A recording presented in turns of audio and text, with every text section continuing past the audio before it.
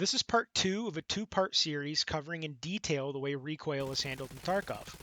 Part 1 covered all the hidden attributes that control the way every single weapon handles, as well as some constructive criticism of the implementation of some of these values. In part 2, I will be demonstrating what changing all of these values actually translates into in-game, as well as showing, in my opinion, what's a better implemented recoil impulse than what we have now. I'm going to be including my own clips, as well as narrating over a video by a Russian YouTuber that, as far as I can tell, was the first to discover what each of these values mean and do. He's done a fantastic job at illustrating what all 6 of these stats changed by turning them up and down one at a time. All credit goes to him for discovering and sharing this with the community. We both used the single-player Tarkov mod that allowed us to make all of these changes. This AKM has been modified to bring all of its recoil stats to 0 as a control test. One thing to note is the vertical recoil stat is at negative 20.6. This is because one of BSG's changes in 12.12's recoil is to increase recoil on all weapons by a value of 20.6. Rather than change all weapons individually to implement a percentage change of the base stat, they just increased all recoil across all weapons by 20.6. Zero recoil in 12.11 is now negative 20.6 in 12.12. This by itself is an issue, as a 20-point difference in recoil is going to have a whole hell of a lot more of an impact on an M4 or an RPK than it does on an Ash 12 or a shotgun, for instance. Increasing one stat at a time, we see what the Recoil Force Up stat does by setting it back to its original base stat of 121.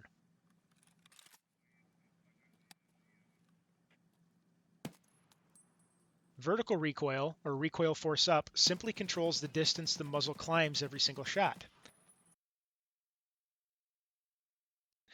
With this next test, Recoil Force Up will be changed to 0 again in order to test Recoil Force Back. Recoil Force Back has been doubled from its normal value in order to exaggerate the effect.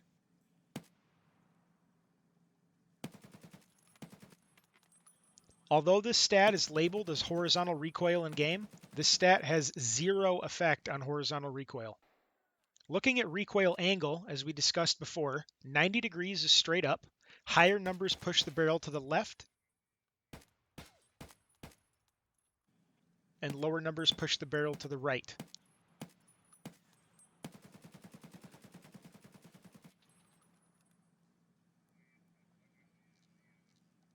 Next, we see the effect on Recoil Dispersion.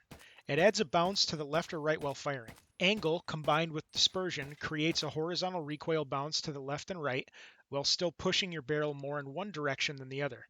Convergence is the speed your PMC pulls down on the gun to the original point of aim. Lower numbers are typically found on heavier, larger caliber weapons to prevent speedy follow-up shots. This presents a problem because this stat also affects how much initial climb your weapon has before the auto recoil control system kicks in. Heavier weapons should be more controllable in full auto, but since their convergence is low to prevent speedy follow-up shots, it has the opposite effect. Convergence also reduces vertical recoil significantly after the auto recoil compensation kicks in.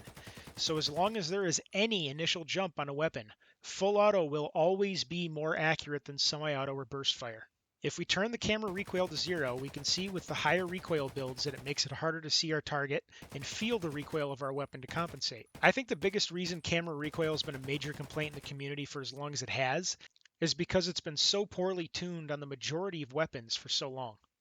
One of the most challenging things when firing a weapon in real life is keeping a weapon on target for follow-up shots.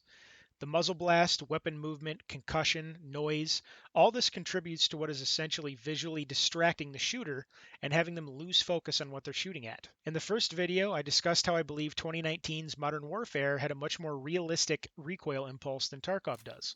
Camera recoil and recoil force back stats can work together to give a much bigger punch to the feel of recoil without changing how controllable the weapon is while firing. I want to be clear, I do not want this game to return to the days of M4 and HK meta. However, distracting the shooter while still allowing the weapon to remain controllable, I think would be a superior way of handling recoil than the exaggerated vertical recoil we have now.